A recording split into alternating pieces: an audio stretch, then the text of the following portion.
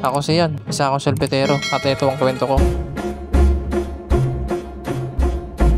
Kakagising ko nga lang, kailangan ko kasi maaga puntahan yung umorder sa akin ng ice cream kasi nandun yung scoop ko. Kasi kapag di ko kinuha yun, wala akong gagamitin sa pagtitinda ko. Papunta na nga ako dun siya nag-order sa akin ng ice cream kasi usapan namin maaga ako pupunta kasi walang pasok ngayon. Dito pala yun sa phase 1 sa barangay NBBS. Umiko na nga ako dito sa Bangsa Street kasi malapit dito yun. Naglakad na lang nga ako kasi malapit naman sa amin to. Pero pag pauwi na ako, sasakay na lang ako. Nandito na nga ako sa school, Kapit Kabayanan Elementary School pala to. Dito ko pala dinala yung ice cream at ngayon kukunin ko na yung balsa kasi nandun yung scoop ko. Wala nga pasok ngayon pero nandito yung umorder sa akin at eto na, nakita ko na yung balsa at tinanap ko na agad si ma'am. Teacher pala yung nag-order sa akin at eto nga, nakita ko na siya. Nalabas ko na ngayon yung balsa. Hindi ko na na-videoan kasi binuwat ko ng dalawang kamay to. At sakto nga, may nakapilang tricycle dito kaya tumawag na ako at lumapit na nga. Pagkatapos ko nang tawagin, sumakay na ako sa tricycle. Medyo mabigat kasi to kaya kailangan ko sumakay ng motor pauwi sa amin. Saka hindi ako makapag-video kung maglalakad ako pauwi. Nadala tong balsa. Palabas na nga kami ng highway. Tamang silip nga lang ako sa flyover. Baka kasi may mahulog na sasakyan. De, joke lang. Huwag naman sana.